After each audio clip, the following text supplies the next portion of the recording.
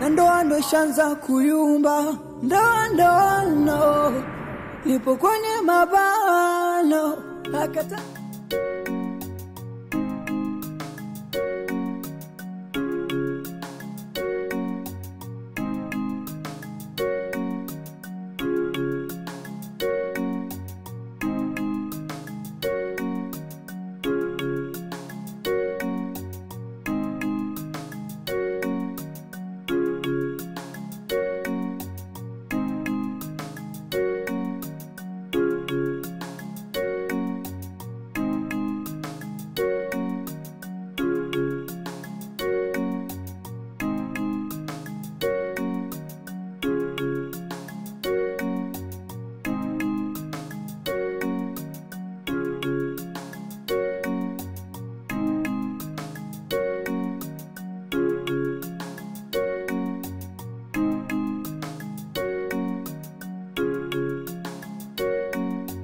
Mwanangu ameshafikisha umri wa miaka 18.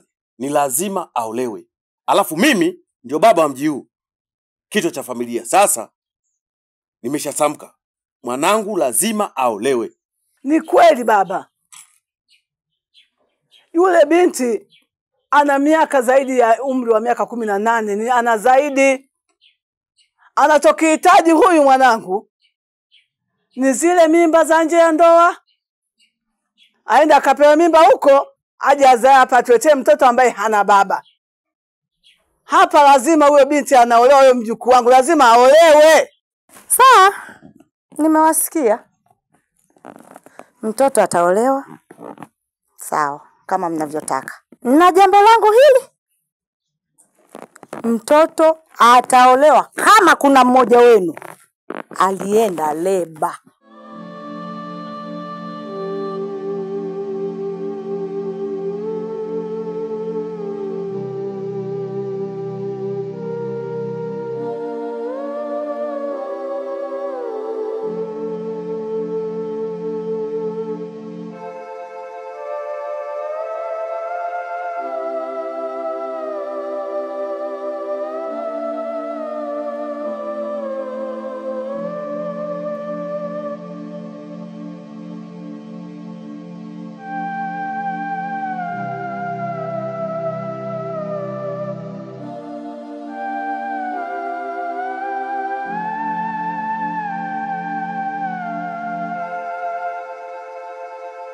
Ulikuwa wapi? Mume wangu, wakati niko shamba mtoto alichemka sana. Kwa hiyo nikaona nipitie kwenda kwanza hospitali ndo nirudi nyumbani. Kuanzia sasa sihitaji kusikia story ya mtoto. Wala neno lolote kuhusu huyo mtoto, sawa? Huyo mtoto ana baba yake. Mimi sijaoa mtoto, nimekuoa wewe. Alafu toka nimefika ndani hata chakula hakuna. Ni kwa nini hujapika? Samahani mume wangu, hapo kweli nimekosea. Hapa ndani maji hamna. Naomba unisaidie kuchanja kuni, nije nikupikie mume wangu haraka chakula uje ule. Toka lini umeanza jeuri ya kuniambia mimi nikuchanjie kuni wewe? Naomba unisaidie mume wangu. Sikia. Mtoto anakumbuka anaumwa. Ungeona kwamba mtoto ana thamani sana, usingeolewa na mimi. Sawa? Kwa hiyo nachotaka kukisikia hapa ni chakula. Alafu na ukome kuniambia habari za kuchanja kuni. Sawa? Chakula changu chaliwa, mpishi na kataliwa, na kupenda mwenzio, usinipe jakalalo. Tamaa zimeniponza, sasa nauguza vidonda na mawazo, na ndo shanza kuyumba, ndo nipo kwenye mabano akatatu kikwazo. Chakula changu chaliwa, mpishi na kataliwa, na kupenda mwenzio, usinipe jakalalo. Tamaa zimeniponza, sasa nauguza vidonda na mawazo, na ndo shanza kuyumba, ndo nipo kwenye mabano akatatu kikwazo. Chakula changu chaliwa, mpishi na kataliwa, na kupenda mwenzio, usinipe jakalalo. Tamaa zimeniponza, sasa nauguza vidonda na mawazo, na ndoa ndo shanza kuyumba. Ndoa no, nipo kwenye mabano, akatatu kikwazo. Wewe Sebe, wewe usijipende mwako mbugani pale kama kawaida. Sasa ngoja nikwambie kitu. Yaani kuna pisi moja imeshuka hapa bushi. Jana tu yani. Yaani ukamka tu jana nikacheki ile pisi. Maana ile pisi ni hatari. Yaani mtoto ukimcheki mwenyewe tutajua kama huyu leo ni kweli ametoka mjini. Anaitwa Nancy. Yaani mtoto kaenda juu. Mtoto kwanza kumcheka temondo wake kama vile twiga. Yaani anatembea kwa malingo yana anakuambia twende. Yaani mwanangu ukicheka hiyo pisi. Wewe mwenyewe utakubali. Acha zako bana. Pisi gani? Mwanangu mimi na demu. Mimi mwenyewe katoka town. Umeona? Yule demu mwanangu si mrefu si mfupi. Yaani sianzi ya kati. Pisi ya kwenda sio ya kurudi mwanangu. Yaani mtoto fulani hivi mweupe ana rangi ya kahawia hivi. Yaani rangi ya mtume mwanangu. Yaani nikwambie kitu. Yule demu mwanangu namuelewa sana. Pisi kweli. Sawa. Nyinyi mnajisifia, mna mademu kutoka mjini, sio kitembea kama twiga, wakienda kama wanarudi. Sawa, ila tu wasikutane na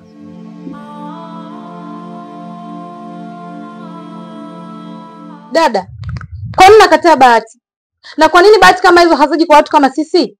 Unamaanisha nini kuniambia? Namaanisha kwamba umepata mwanaume anahitaji kukutolea barua. Na sio barua tu, anahitaji kusomesha mpaka utakapomaliza masomo yako. Lakini sio hivyo tu, anahitaji kukuoa. Kwa nini unakataa bahati kama hiyo? Una akili kweli dada? Hivi Nancy, una akili timamu kweli katika kichwa chako hicho? Unajua kilichotuleta kutoka chuo ni ada ndio tumefuata hapa kwa baba. Kwani unajua kwamba tumekuja kutafuta wachumba huko?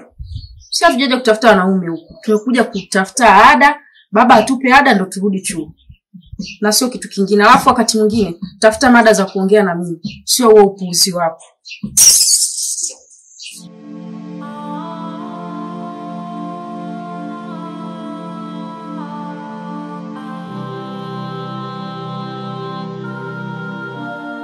Dada, mbona kila siku mnapigana shemeji? Shida nini dada yangu? Yaani acha tu mdogo wangu. Mimi na shemeji yako sasa hivi tumekuwa tuna changamoto kubwa sana kuhusu mtoto. Yaani natamani mdogo wangu niachike hapa turudi kwenye maame ya nyumbani. Na changamoto kubwa mdogo wangu ni huyu mtoto. Kwa sababu huyu mtoto sio shemeji yako. Na ndo ananinyanyasa, ananitukana kisa huyu mtoto. Na chanzo kikubwa kabisa mdogo wangu. Mwanangu leo alichemka, nikampeleka hospitali. Kwa hapo ndo chanzo. Na amerudi hapa amedai ugali. Nikakuta bado sijapika. Hapo ndo shida ilipoanzia mdogo wangu. Dada, kule tumeshafukuzwa. Mama baba wote hawapo. Kule tutaenda kuishi vipi dada yangu? Bora tu tupambane tukaze hapa dada yangu. Vumilia. Suluhisho sio kuachika. Wewe vumilia tu dada yangu. Sawa, nimekuelewa mdogo wangu. Nitalifanyia kazi.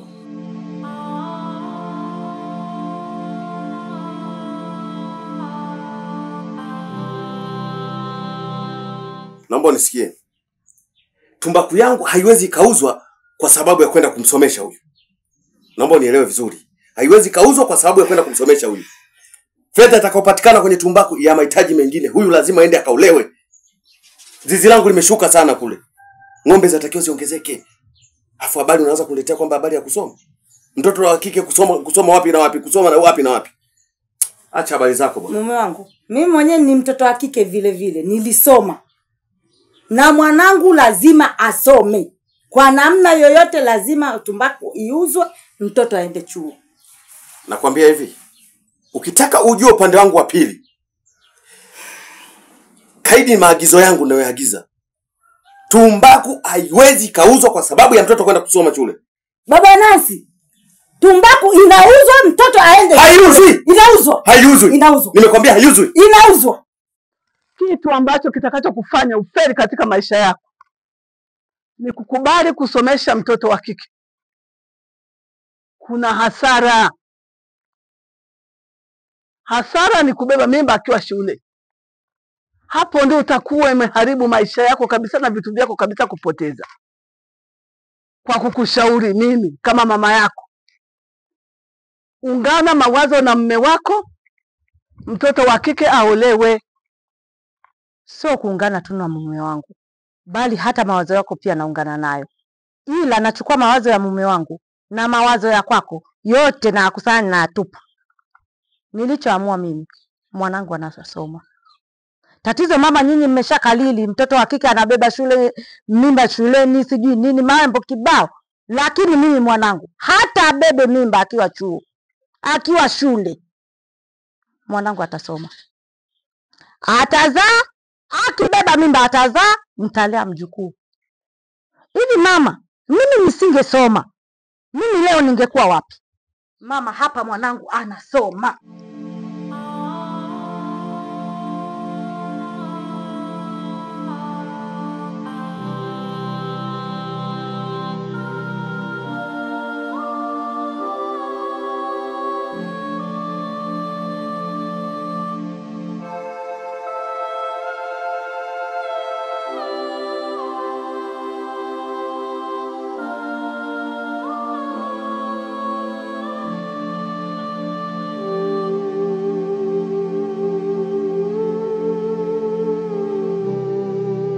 Mwanangu, nafanya hivi kwa sababu nakupenda. Kama kusoma, mwanangu, umefika mpaka form 6. Aya, angalia mamako. Ni mwenyekiti hapo. Aya, kijana watu analeta ng'ombe 40. Unataka niziache? Hebu nikubali kuolewa mwanangu. Uishi maisha mazuri. Sema uolewe mwanangu. Si unanielewa vizuri mwanangu? Na kuomba uolewe. Usiache kukataa kuolewa mwanangu. Naomba uolewe tafadhali. Baba, hata kama we ni mzazi wangu, lakini haya unaonifanyia hustahili kunifanyia mimi mwanao. Siwezi kuolewa. Ninachotaka mimi ni kusoma, kutimiza ndoto zangu na sio kitu kingine. Kama unaona mahali ni kitu cha msingi sana, basi kaolewe baba. Nikaolewe.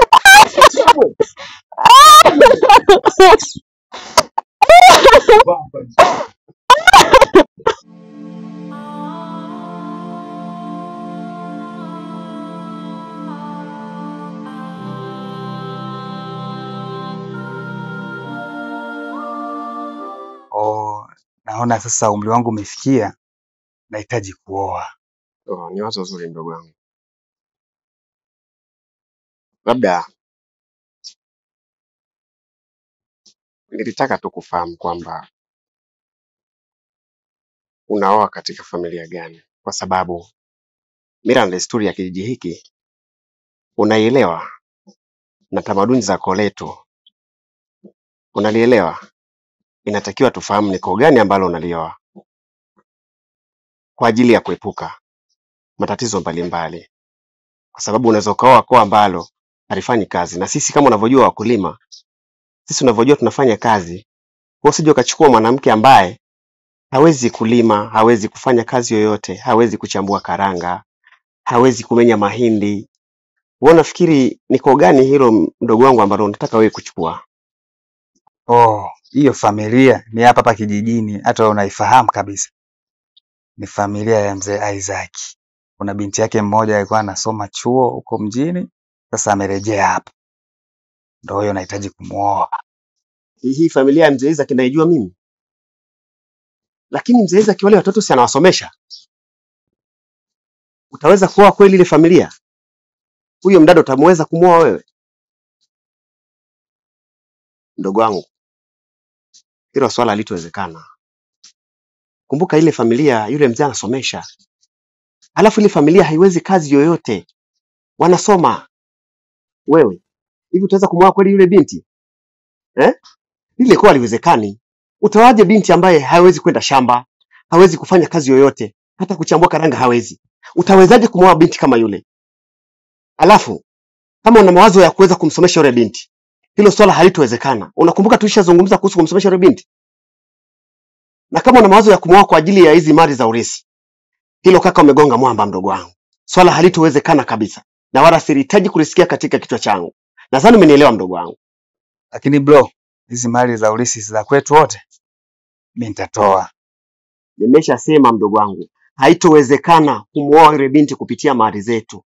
Haitowezekana. Na kama swala la barua utalipeleka mwenyewe, na swala la posa utatoa mwenyewe, lakini usinishirikishe katika jambo hilo. Poa bro, kama utagoma mali tutagawana, ng'ombe zinagawika, zile zako zitabaki, zangu zitaenda nikatoe posa. Kitanzi, kitanzi, kitanzi cha huba. Kitanzi, kitanzi. Sikiliza, sihitaji kuolewa. Hivi karibuni chuo kinafunguliwa, natakiwa nirudi chuo. Sasa unavyonieleza kwamba unataka kunioa, hapo ndo unaponivuruga.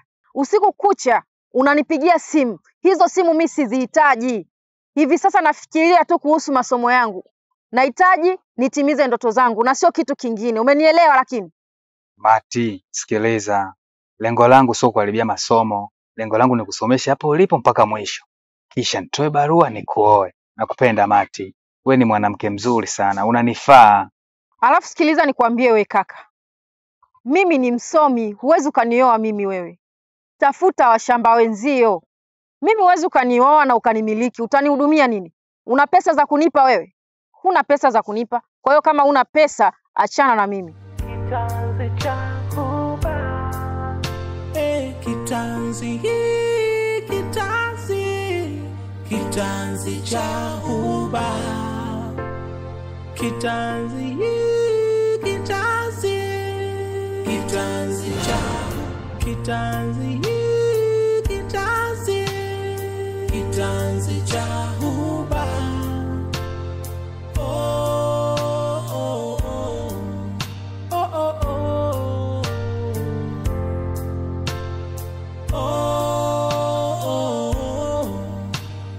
Kitanzi cha huba.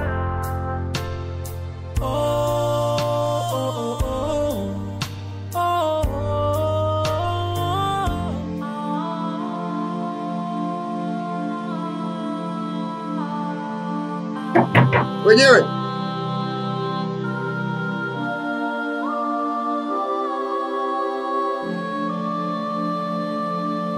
Bwana Gifti, nimekuja kwako. Swala lililonileta kwako ni kwa sababu ya mdogo wangu anataka kuoa. Ina maana ya kusema kwamba mdogo wangu namkatalia kuoa. Lakini familia anayoenda kuioa, ukoo ule si utaki, ukoo ni mbaya. Ingekuwa anaoa mazingira mengine, sehemu ya ukoo mwingine, nilikuwa niko liza kumwozesha mdogo wangu. Sitaki lingine. Unaweza kujiuliza ni kwa nini nimekufuata wewe kukuambia haya maneno. Lakini kwa sababu najua kabisa wewe ni rafiki yake wa karibu. Unaweza kumwambia na akakusikiliza. Kwa hiyo sitaki kabisa kuoa ule ukoo ambao mimi siutaki. Nadhani umenielewa Bwana Gifti. Mimi naondoka. Mueleze rafiki yako hayo.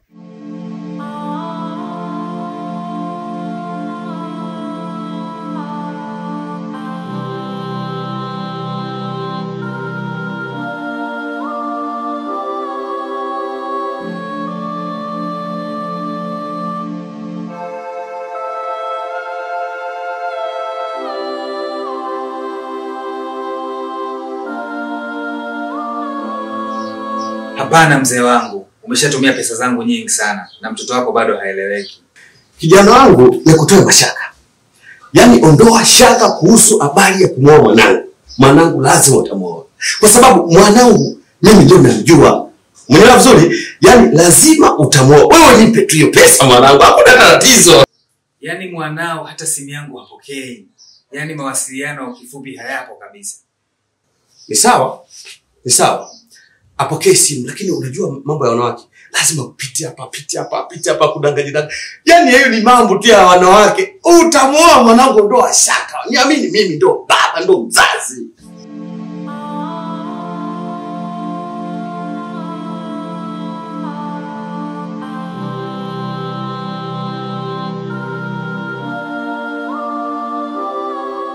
Shemu, kiukweli mimi Nancy nimekuwa simuelewi.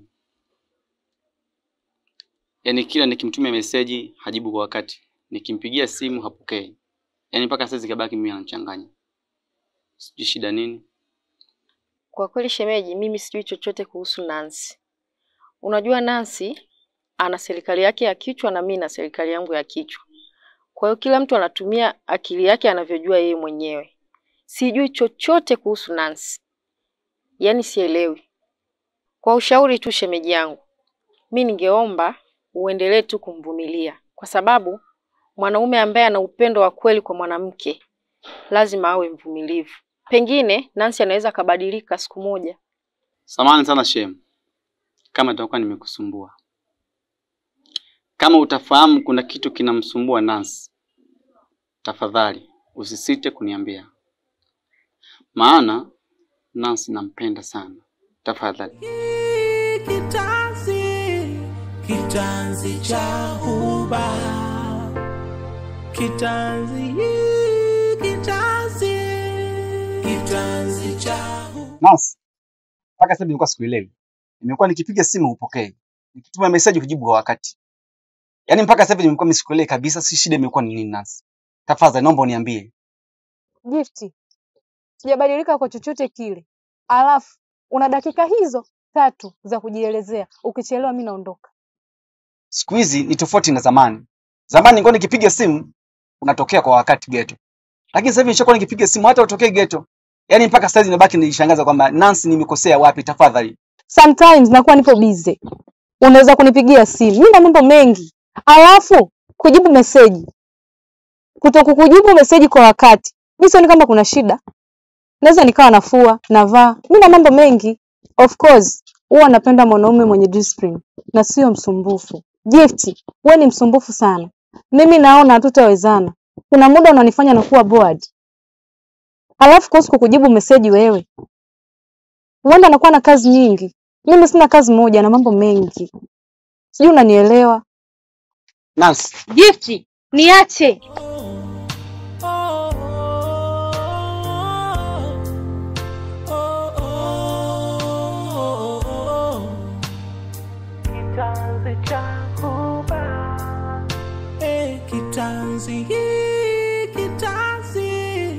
Kitanzi cha huba.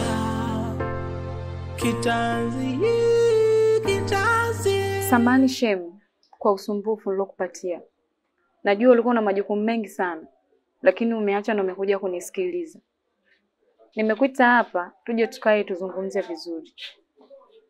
Ni jambo moja tu ambalo nahitaji ulijue. Hivi unajua Mati hakupendi? Yaani Mati hakupendi kabisa hata kidogo.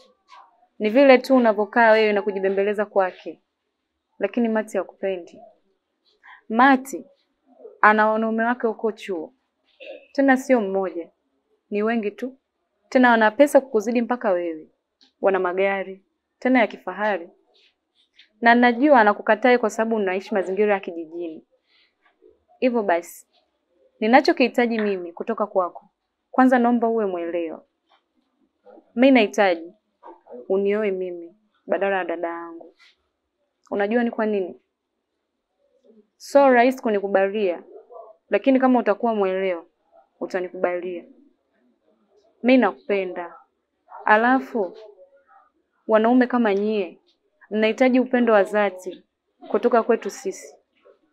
Na sio kwa wanawake kama hao wanakuwa hawajui hata hisia za wanaume. Mimi najua ulikuwa unampenda sana Mati, lakini Mati hakupendi wewe. Na kingine tu nachoomba nikwambie, usinifikirie vibaya. Najua kwa uhalisia wetu hapa Tanzania ni vigumu sana kumfuata mwanaume na kumwambia hisia zake. Unaweza kanielewa vibaya, labda mimi ni malaya, ni muhuni. Lakini sio hivyo. Ni vile tu nimeona ni bahati anayochezea dadangu afu mimi nahitaji kwa muda mrefu. Sijui utakuwa umenielewa. Sawa shemeji. Kuhusu swala lako nitafikiria. Na kuhusu Mati nitachunguza. Yaani wewe sitaki kusema sio mwanaume lijali. Wanaume kama nyie bahati kama hizi sio za kuacha kabisa. Yaani mara 10 kwa mmoja. Huwezi kuniambia jibu utanifikiria. Kwani mimi na kasoro gani? Au yaani mimi ukiniangalia mimi na Mati, mimi na kasoro gani? Samahani usinifanyie hivyo Shem. Naomba unielewe. Na upendo wa dhati. Kuwa na mimi Nancy, achana na Mati atakupotezea muda. Maisha ya chuo ni kama tunapoteza muda tu. Hivyo huyo bwana akikubali kunioa mimi, nitamshawishi tuhamie zetu mjini. Zile ng'ombe tutaziuza nikafanye biashara zangu. Maana kama elimu tayari mimi ninayo. Bibi, ukikubali kufanya kitu hapo na kuahidi kitu kikubwa nitakachokufanyia na kuhamisha na kupeleka mjini. Maana bibi yangu na kuona we bado una matashtiti. Yaani ufanani kabisa, we bado binti. Au we bibi yangu unasemaje katika hiyo? Mjukuu wangu, umejuaje? Hey, kumbe wewe ungezaliwa kwa wa kwanza. Nifikiria anayezaliwa wa kwanza ndio waga na akili. Kumbe wala. Sasa mimi nitalifanyia kazi. Nitapindua kibao, mbele kuwe nyuma, nyuma kuwe mbele. Lazima mjukuu wangu wewe ndio utakwenda kuolewa sasa. Na kwanza ungezaliwa wewe mwanzo, kumbe una busara. Una maneno yenye mashiko, nimekupenda ghafla. Hapo tu bibi yangu ndo ninapokupendea. Hivi una akili wewe? Hivi wewe ni wa kunigeuka mimi? Unamwambia bibi eti wewe unamtaka yule mwanaume uende ukaishi naye mjini? Hivi una akili sawa sawa kweli wewe? Unanigeuka mimi kwenye masuala ya wanaume. Yaani at least ungenigeuka kwenye masuala ya msingi. Unanigeuka kwenye mambo ya kijinga? Una akili wewe? Mimi nahisi kabisa akili zako haziko vizuri. Alafu isitoshe, yule mwanaume yeye ndo ananitaka mimi, sio mimi namtaka yeye. Kwa hiyo ni kitu rahisi tu. Wewe unaweza ukaenda ukamwambia kwamba unamtaka na anaweza akakubali pia. Umesikia? Alafu mimi na wewe hatuna tofauti. Mimi na wewe ni watoto wa baba mmoja mama mmoja. Kwa hiyo haina shida. Unaweza tu ukaenda ukamwambia unamtaka na ukaenda naye. Alafu isitoshe mimi na wewe tunafanana sana. Mwili mpaka rangi. Kwa hiyo kama vipi wewe mchukue tu. Sina shida naye mimi. Mimi na focus na elimu tu. Sina kitu kingine ninachofikiria katika akili yangu. Si umenipata? Sijui unafeli wapi. Wewe nenda tu kamwambie. Hamna shida. Wanaume ni wengi sana. Tena leo iwe mwanzo na mwisho kukaa unanijadili na huyo bibi yako kuhusiana na masuala ya wanaume. Yaani mimi hapa saizi ninafikiria kuhusu kitu kimoja tu, kuhusiana na elimu. Wewe mama unataka kwenda kuolewa, kaolewe. Njia nyeupe upo.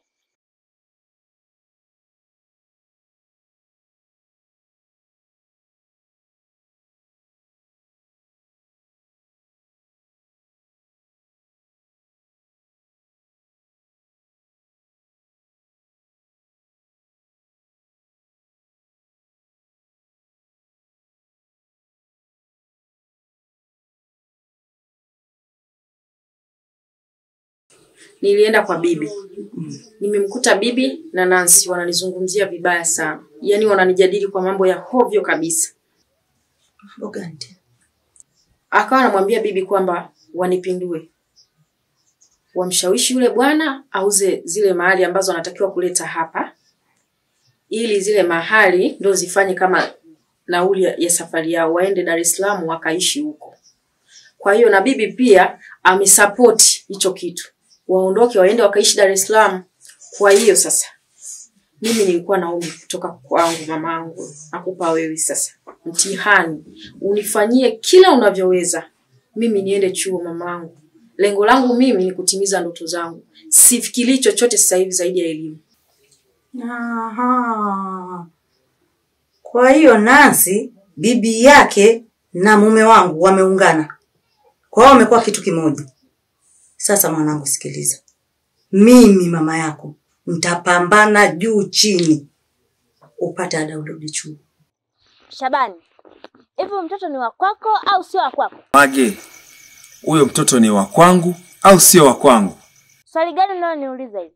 Nakuuliza kwa sababu anayestahili kujua mtoto ni wa nani ni mama peke yake na sio baba. Baba unaweza kuzaa watoto 10 lakini mwanao akawa ni mmoja tu. 9 wote uko unasaidia tu kama shirika la msaada. Shabani, mimi nimeolewa na nina ndoa yangu. Na nina akili timamu mpaka nimetoka huko kwangu nimekuja hapa kwa sababu huyu mtoto ni wa kwako.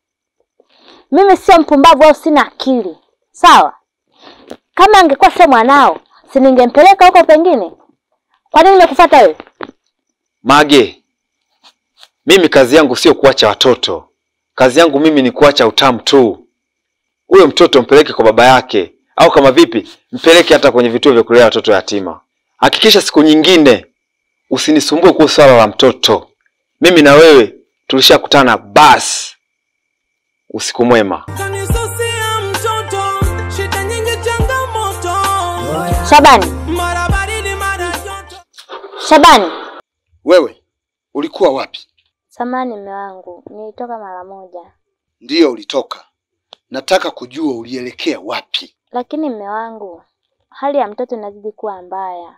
Kwa hiyo niliona nitoke ili nifuatilie huduma ya mtoto kwanza. Bado unanieleza ujinga wa kuhusu mtoto wako, sio? Ni mara ngapi nimekuambia kuhusu mwanao? Huyo mtoto ananihusu? Haya, na kama mtoto amechemka, umeondokaje kwangu pasipo ridhaa yangu? Nisamee mume wangu. Lakini wakati unanitongoza mimi, si ulikuwa unajua kama nina mtoto? Alafu hata pale unapoleta barua ya uchumba nyumbani, hadi ukaleta mahali, ukafikia stage ukanioa.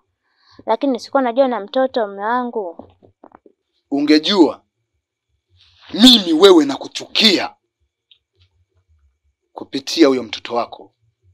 Huyo mtoto wako hanihusu, simjui, hanijui. Alafu sitaki, kifupi sitaki mwanao. Naomba unielewe wewe mwanamke, usiwe na kichwa kama cha panzi kisichoelewa. Sitaki mtoto wako. Nadhani utakuwa umenielewa. Lakini mume wangu, wakati unakuja nyumbani kwetu, si ulivifanya vyote? Ukujua kama mimi na mtoto? Si ulijua kama mimi na mtoto? Asa leo hii imekuaje hadi unamchukia mwanangu? Mbona mbadilika sana mume wangu? Oh, kumbe ukujua kinachoendelea, sio? Ilikuwa ni mbinu ili nikupate wewe. Na tayari nimesha kupata, sasa na kupunguza. Siwezi kuoa mke na mtoto, ni kitu ambacho hakiwezekani.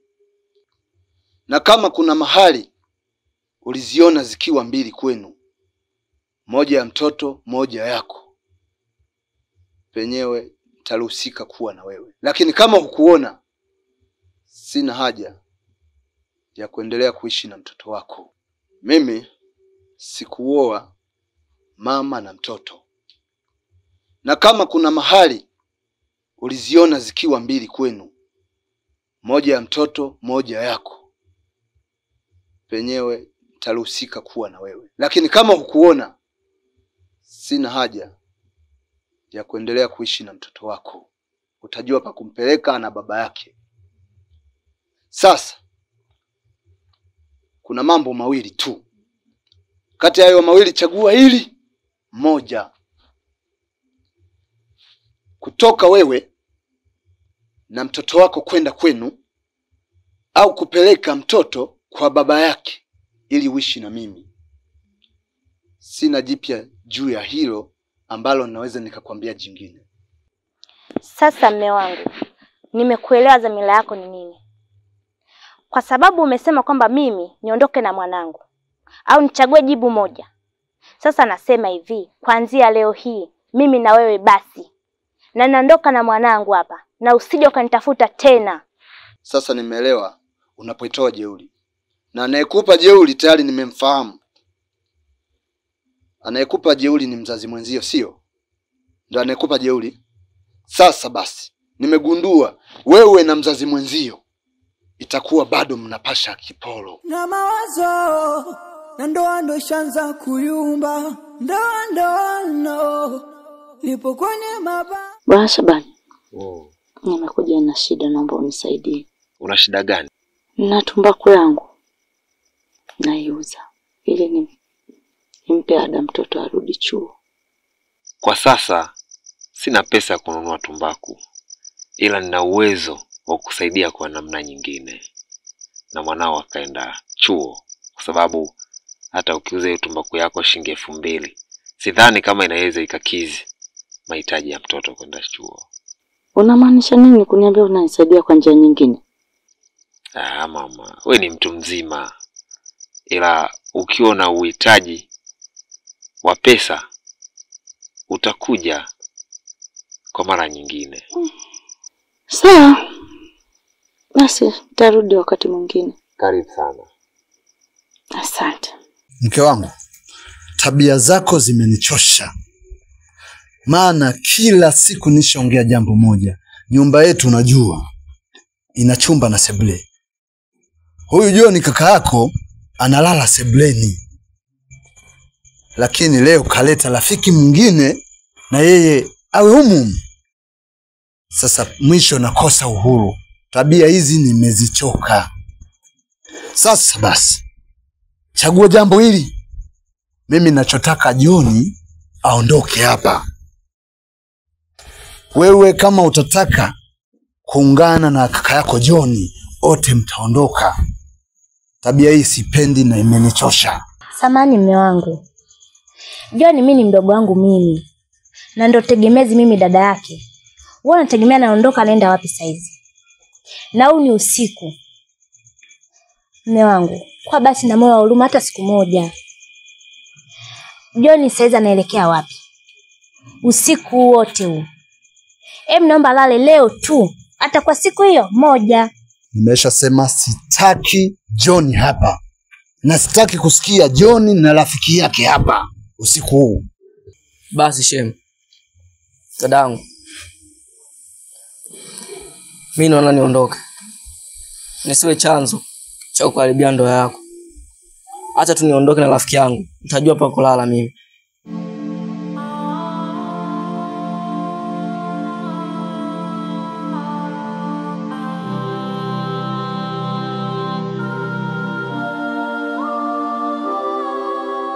Humpendi mdogo wangu, hupendi familia yangu. Damu nzito kuliko maji. Sasa nakuacha na maisha yako.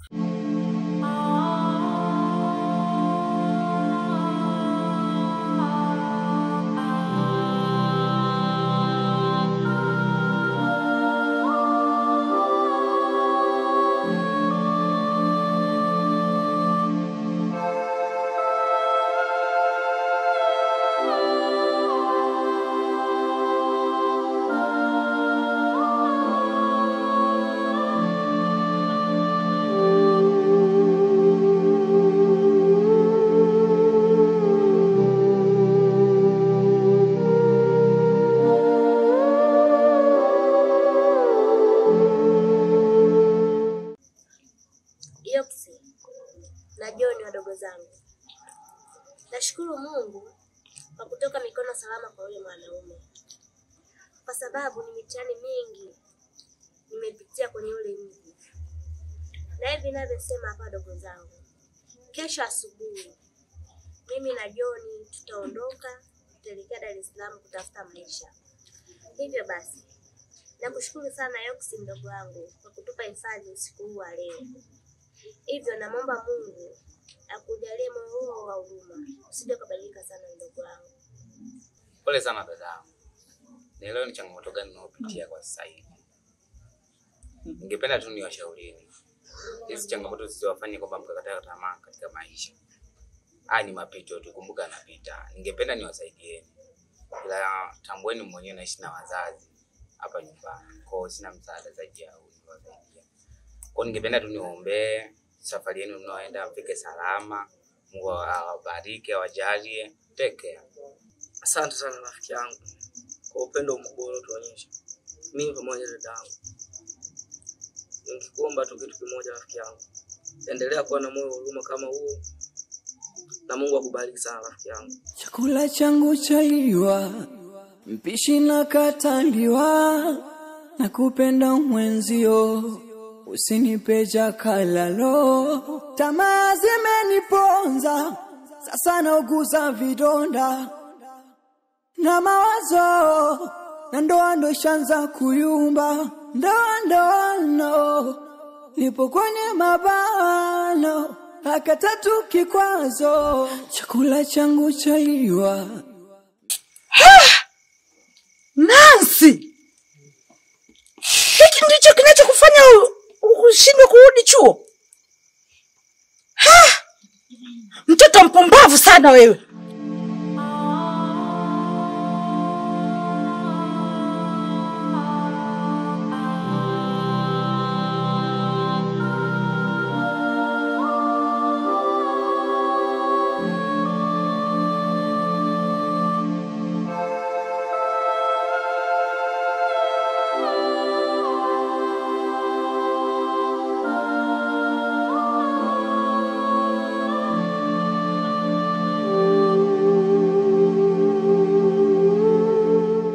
Dula, I love you so much. Unajua nakupenda sana. Tena sana. Unajua ni kwa nini nimekuleta mpaka hapa nyumbani? Ni kwa sababu umeniaminisha, umenipeleka mpaka kwako. Yaani katika kitu kimoja nilichofurahi ni kuniaminisha kunipeleka kwako. Hivyo nipo razi kutembea na wewe kote na watu watujue. Hivyo nakupenda sana, Dula. Yeah. Wafai kusikia haya. Nakupenda sana. Natakupenda sana. Je, unakuja kunitambulisha? Aiza? Hapana. Ukihitaji kumfahamu mama yangu, so kwa leo utamfahamu tu. Kwanza mama yangu ni mtu fulani, anaweza kukufahamu muda wowote na saa yoyote. Wala usija. Binti yangu Nancy. Mbona mtoto mchafu sana wewe? Umekuwa kubadilisha wanaume kutwa nzima. Ndicho ulichoenda kukisomea chuo? Aha. Ndipo nakubali maneno ya dada yako kuwa ulikuwa unamteta na bibi yako kuwa unataka kuolewa. Ina maana utambui wadhifa wangu hapa kijijini kama mimi ni mwenyekiti? Sasa na chagua moja.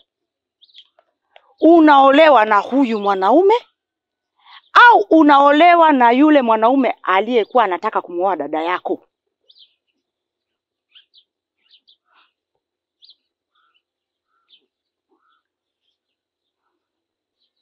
Wewe kijana, naona mwenzio kawa bubu. Naona wewe una ujasiri wa kuongea. Naomba uniambie, unamuoa binti yangu? Samahani mama. Binti yako siwezi kumuoa.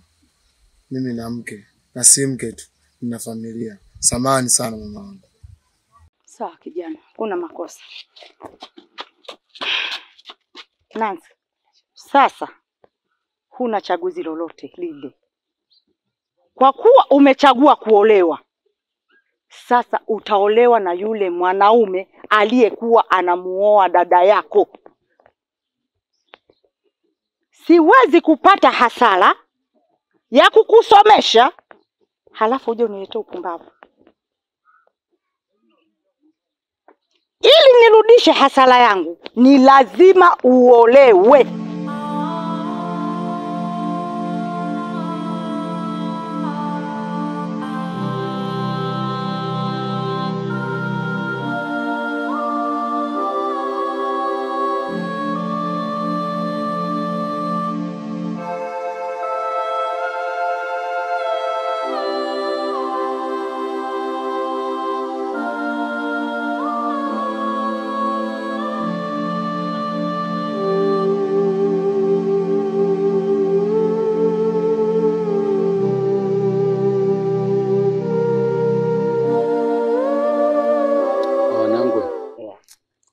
Kwetu sasa hivi pameshavurugika huko.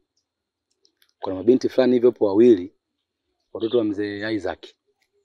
Yaani wale mabinti nasikia wamekuwa hatari sana, yani ni wachafu, mara ni malaya sana yani. Mara huku, mara huku, mara huku.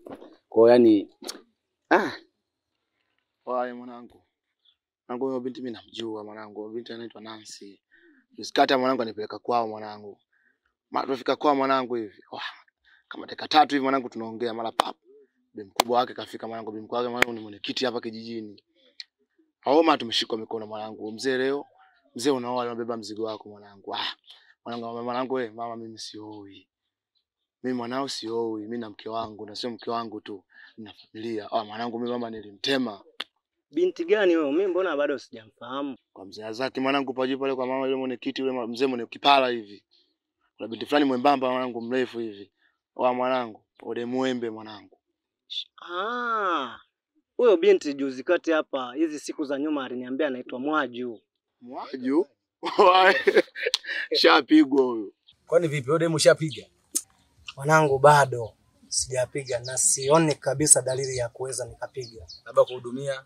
Mwanangu kaisha kula gharama zangu nyingi sana. Yaani katumia gharama nyingi sana. Kikweli nikizifikiria moyo wangu mpaka unauma.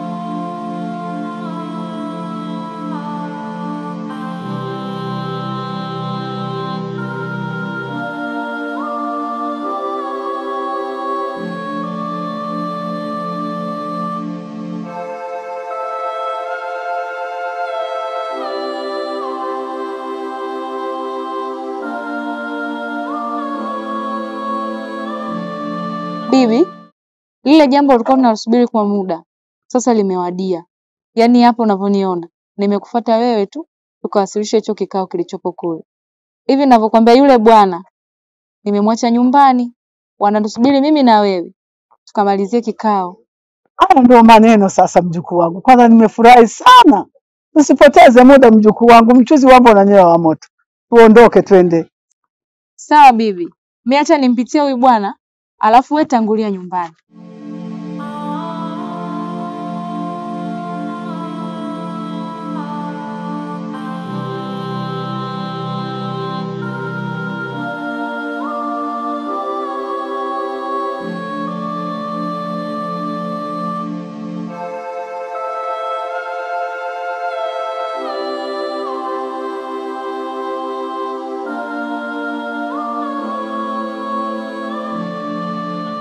Ile siku tumekaa pale tunazungumzia habari za kuhusu Manti na Nasi. Na unaniambia kwamba unampenda sana Manti. Kumbe kwa ni enjoy mimi, si ndio? Unanifanya mimi ndo lazima unaniambia unampenda sana Manti, kumbe unampenda Nasi. Alafu sikia nikwambie kitu. Tambua binti nampenda sana mimi Nasi. Ni mpenzi wangu ambaye namkubali sana kwenye moyo wangu. Tafadhali sana. Naomba uachane na Nancy. Wewe, kuwa na adabu. Na sio hivi unaofika tu kwenye nyumba za watu, unaingia kama unaingia chooni. Sikia nikwambie, usijisahau. Sijakataa kuwa wewe ni mwanaume, lakini sioni hata haja ya kuwa na wanaume wako. Unajua ni kwa nini? Yaani katika kwenye tendo hujawahi kunifurahisha hata kidogo. Hivyo basi, unapokuta mtu na mtu amekaa hivi, kwanza kuwa na heshima. Alafu sio kila lazima mahusiano unapoanzisha mtu na mtu basi yafike mwisho.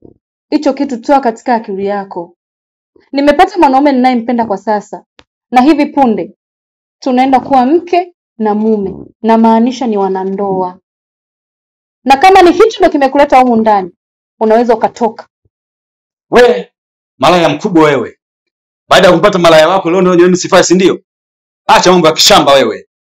Mbavu nini? Sasa tambua kitu kimoja. Unadhani kula hela za wanaume zitakusaidia, si ndio? Sasa na wewe Adamu, umekuja kunisaidi kwa demu wangu, si ndio? Sasa ipo siku utanijua mimi ni nani. Kitanzi cha huba, kitanzi. Hivi sasa tunaenda kwenye nimeitwa ukweni kwenye kikao ili ratiba za harusi zifate sasa. Huyu ndo shemeji yako bwana. Si tunaenda.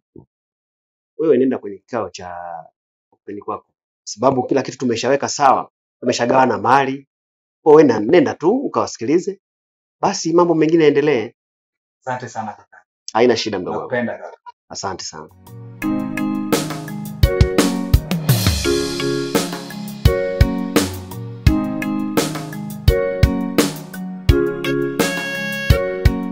Nasi, ina maana umekubali kuolewa? Na kuuliza kwa mara ya mwisho, umekubali kuolewa? Na wewe unakaa unamkelembesha mtoto. Umekubali kuolewa? Bwana tumeshaongea hapa tukamaliza. Tayari mtoto yuko tayari kuolewa, ameshakubali. Wewe unataka akubali vipi? Eti mjukuu wangu Nancy. Si umekubali kuolewa? Ndio bibi. Umeona? Unakaa unamkelembesha mtoto paka anakosa hata amani. Mtoto paka anakosa hata raha. Ndio maana hata majibu upate. Bwana nimemuuliza mimi kanijibu. Unakuwa na kielele kama kuku anatoa yai. Ni kweli kabisa mama. Lakini sio wewe mke wangu. Unakaa unamfokea mtoto, badala mtoto umbembeleze, unaanza kuwa unamfokea, unataka akujibu nini? Alafu mtoto akiolewa, unajui kama ni baraka kwetu? Ni heshima kwetu. Leo unakuwa unamfokea sana. Sijapenda hicho kitu. Mwanangu, safi sana kwa kukubali kuolewa. Unaniheshimisha mimi baba yako. Unamwona dada yako huyu? Ni kichwa mzigo. Ukweli wangu, na kuozesha binti yangu. Tena binti yangu mzuri kweli kweli. Mweupe. Lakini ungemuoa huyu mtoto msumbufu kweli kweli, yaani angekusumbua sana, lakini kwa sababu umempata huyu, umepata mwanamke aliye bora. Cha msingi tu ni kuleta zile ng'ombe 40. Zikishafika zile ng'ombe 40 na kuozesha binti yangu safi kabisa.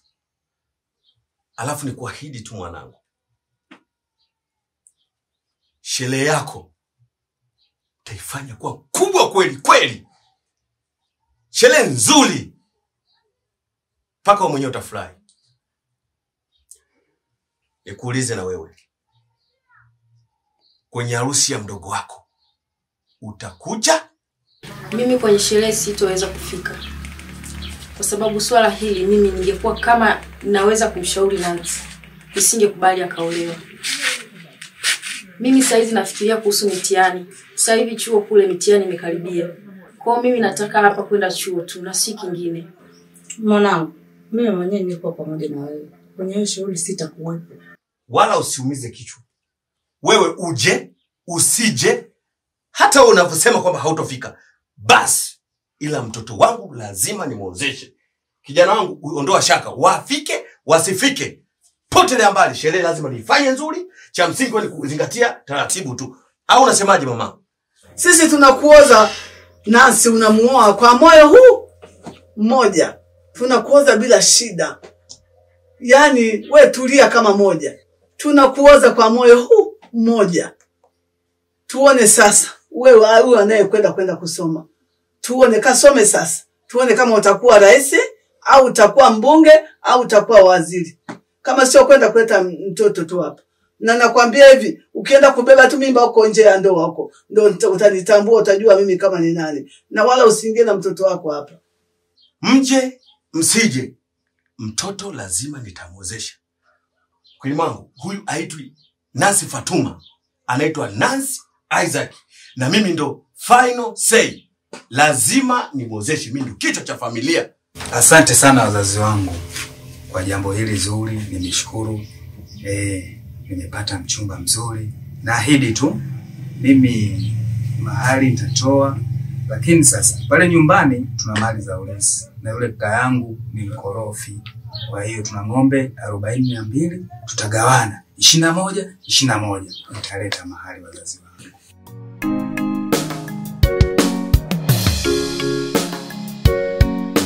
Mwanangu, sasa unakwenda chuo. Nataka ukasome vizuri. Unajua mke wangu, yule mdogo wake nilimwangalia kichwa chake kipo juu. Ndio maana pale nikaona namna gani tutengeneze tu mazingira. Huyo mwenye kichwa chake kiko juu kaulewe, huyo tumrudishe chuo. Kwa sio kwamba eti nilikuwa mbali sana na wewe mke wangu. Kunielewa tu vizuri. Ila kwa sababu sasa mipango imekaa sawa, zile ng'ombe 20 tunazochukua zile mwanangu, unaenda kuuza ng'ombe kiasi kama ng'ombe 5 na kupatia pesa uende chuo. Sawa? Ukasome kwa bidii. Ila angalizo. Nasikia mke wangu? Nampa angalizo. Ukashindwa kusoma vizuri, ukafeli ndani ya mwaka mmoja, tambua ukirudi hapa na wewe ndoa. Na kuna kingine. Mimi nachotaka ukasome, utengeneze matunda, hata nikifika najidai kwamba sasa na mimi sasa rudi. Sio natoka huko unarudi huku hakuna kinachoendelea. Ukifika hapa ujue ndoa tena kwa wewe. Ni ng'ombe 50, azishuki hata kidogo. Kama ule bwana alipokuja akasema kwamba ana ng'ombe 21. Wewe ni 50. Nataka ukasome. Zingatia masomo. Umenisikia mke wangu? Mimi sina tatizo kabisa. Sina shida kabisa. Nashukuru sana mume wangu kwa kuungana na sisi. Hata nuru ya mwanangu na yeye inarudi katika hali yake. Nashukuru sana mume wangu. Mwanangu. Kasome. Baba ameungana na sisi. Sawa kabisa mke wangu. Nashukuru sana na mimi. Kwa sababu unajua mama mkwe ana akili sana. Tulikaa naye tukaanza kuzungumza. Nikaona huyu mama mkwe kwa nini ananiambia hivi? Kwa sababu wao ni wamezaliwa muda mrefu zidi. Nikaona hapana, hapa nianzie hapa nikushawishi mke wangu huyu, kwa sababu ameshaelewana na mwenzake, basi tupokee zile mali. Unajua mimi sina tatizo kabisa labda mwanangu unasemaje kwa hilo? Mi sina la kusema baba. Hapa nilipo ninafurahi sio kifani. Sasa Ninafurahi sana kurudi kwangu chuo. Na enjoy mno. Na niwaahidi tu kwamba mtafurahi baada ya kumaliza masomo yangu. Nina ndoto kubwa sana ya kuwafanyia wazazi wangu. Kwa hiyo, mamangu, asante sana kwa kunipambania. Baba, nakupenda sana baba yangu. Nakupenda pia mama.